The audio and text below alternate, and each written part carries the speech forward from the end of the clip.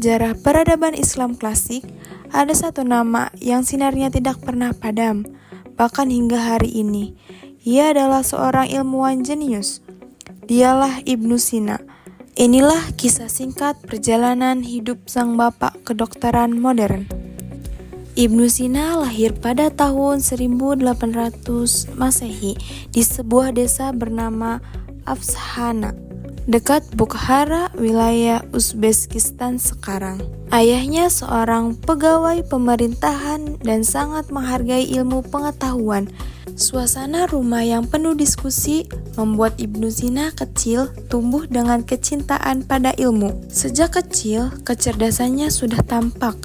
Di usia 10 tahun, ia sudah menghafal Al-Quran. Usia 14 tahun, ia telah menguasai logika, matematika, dan filsafat. Bahkan sebelum 18 tahun, ia sudah ahli dalam ilmu kedokteran. Guru-gurunya mengatakan bahwa Ibnu Sina tidak hanya memahami pelajaran, tetapi juga mampu memberikan solusi baru yang belum pernah dipikirkan sebelumnya. Perjalanan hidup Ibnu Sina tidak selalu mudah.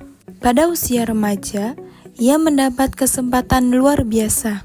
Ia diundang untuk mengobati Sultan Bukhara yang sedang sakit keras. Setelah berhasil menyembuhkannya, ia diberi akses penuh ke perpustakaan kerajaan. Salah satu perpustakaan paling lengkap di dunia Islam saat itu. Inilah tempat ia memperdalam astronomi, matematika, kedokteran, hingga filsafat Yunani. Namun kehidupan politik membuat Ibnu Sina harus sering berpindah-pindah. Ia hidup di masa kekacauan dinasti-dinasti kecil Persia. Beberapa kali ia diangkat sebagai menteri, tapi juga pernah dipenjara karena konflik politik. Menariknya, justru di penjara inilah ia menulis beberapa karya yang terbesar. Sepanjang hidupnya, Ibnu Sina menulis lebih dari 450 buku. Namun hanya sekitar 240 karya yang masih dikenal hari ini. Yang paling terkenal di antaranya adalah Al-Qanun fi Al-Tib an Asy-Syifa. Al-Qanun fi Al-Tib. Inilah karya paling fenomenal Ibnu Sina yang berisi 5 jilid, yaitu tentang anatomi manusia, penyakit dan penyebab, diagnosa, farmasi dan obat-obatan, teknik perawatan.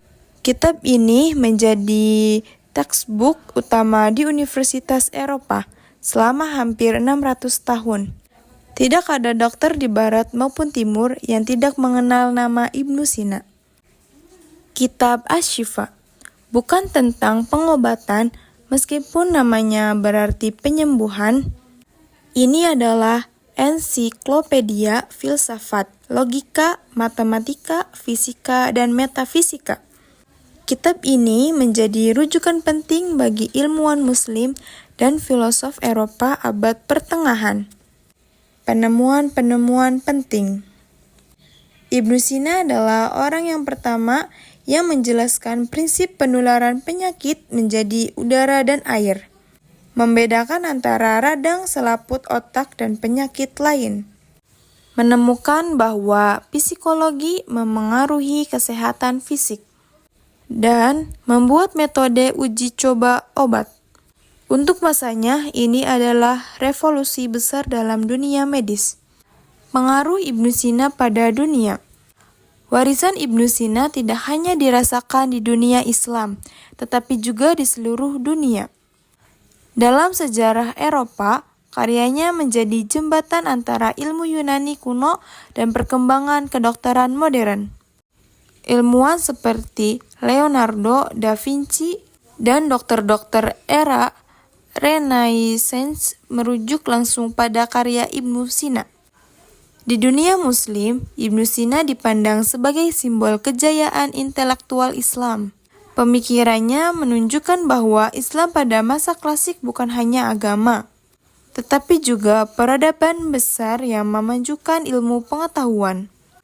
Hingga hari ini, nama Ibnu Sina diabadikan di berbagai tempat, yaitu di rumah sakit, universitas, institusi penelitian, dan lembaga kedokteran dunia.